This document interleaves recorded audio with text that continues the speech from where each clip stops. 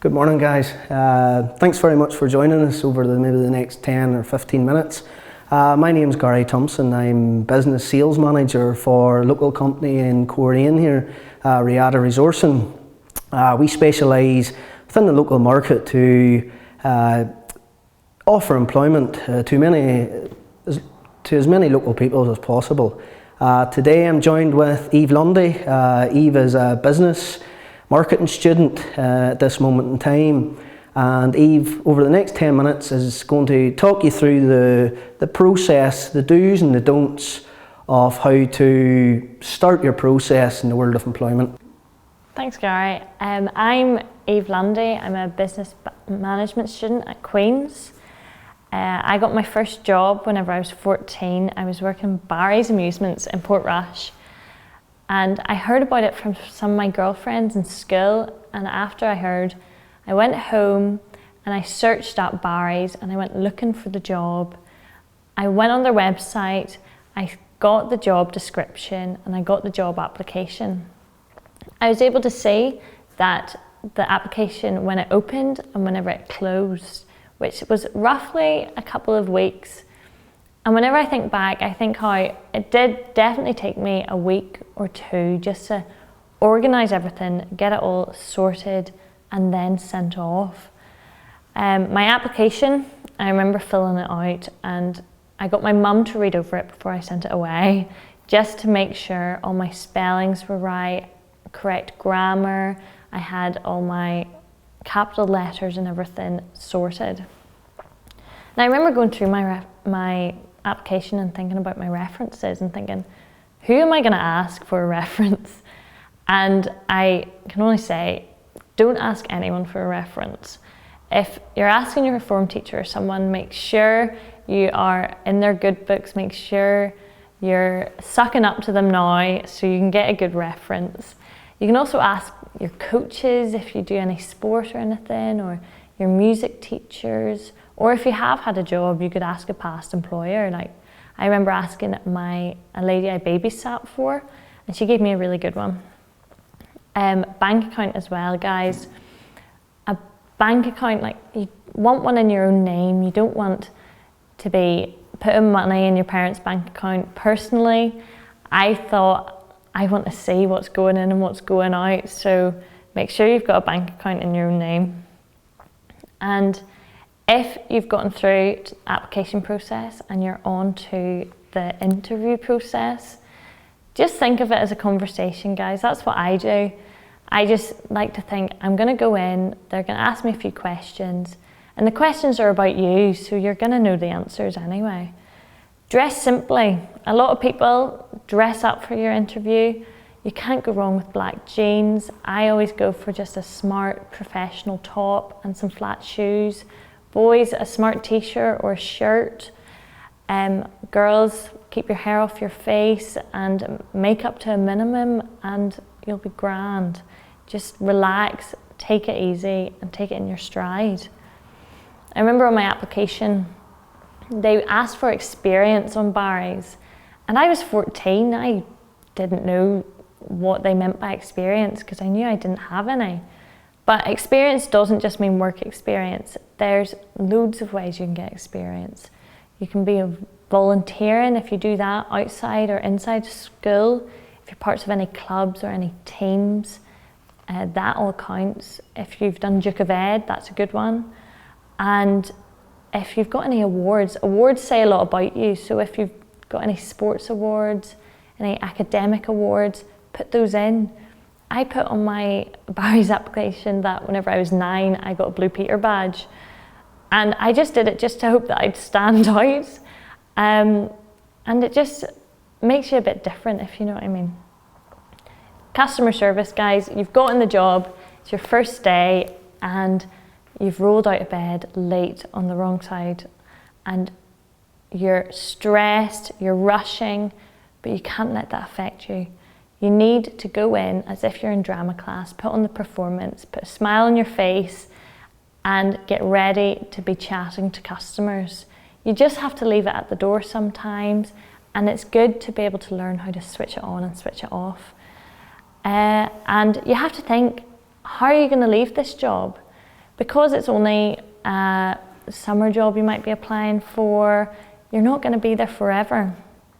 But what it could mean is your next job you go to might be your perfect job and you really want to get it. So you want to have a good reference from your previous job.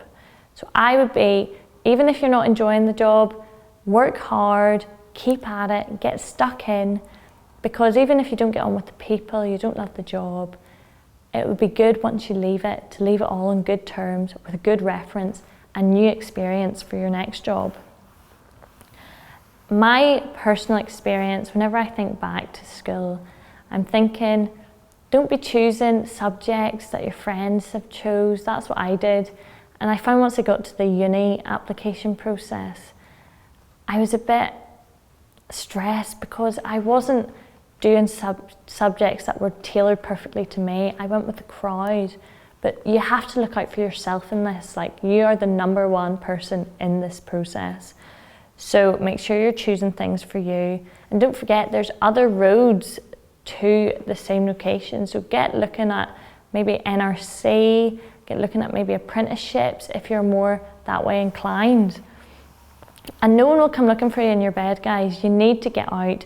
You need to start doing something, bulking up the application, your CV and things. You need to be going out looking for the jobs, finding them, thinking what you want to do. And life's not all about A's and B's. You can get pretty far if you've got a smile on your face, you've got a good work ethic, and you're willing to do a good job. If you're working hard with your good attitude, someone will definitely be employing you. Gary? Thanks for this, Eve. So in your experience, what are local employers looking for, reference-wise?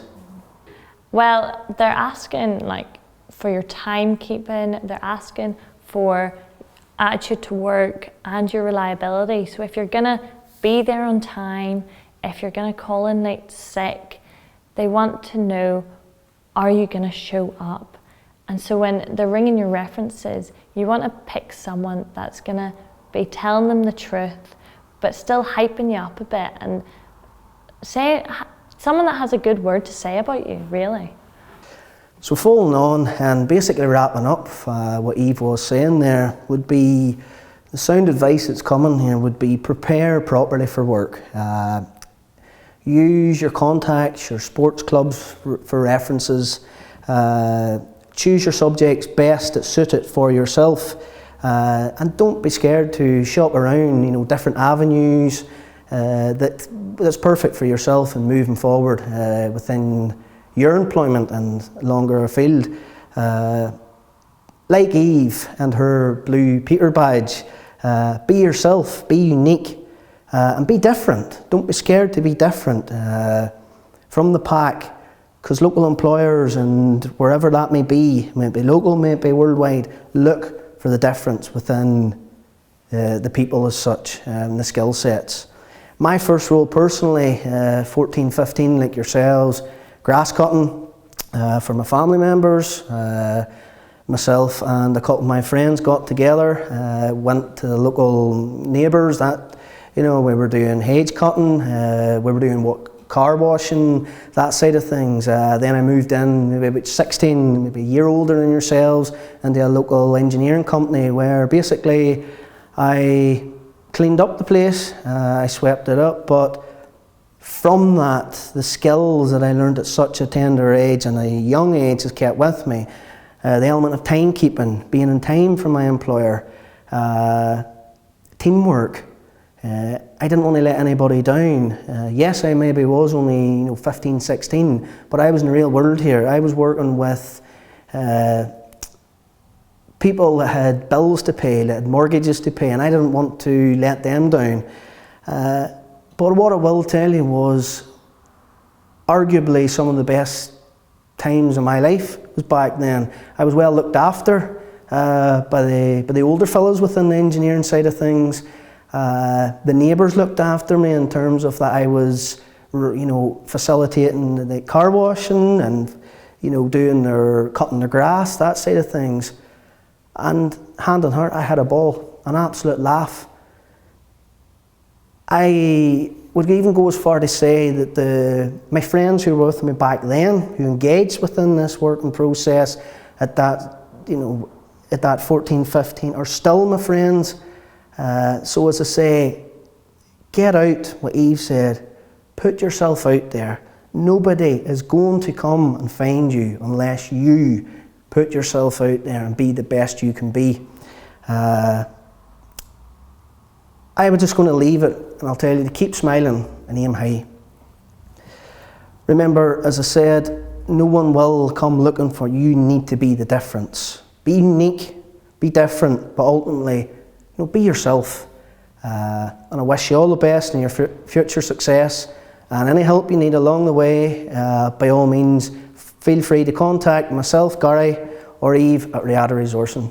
Thank you for your time, and good luck.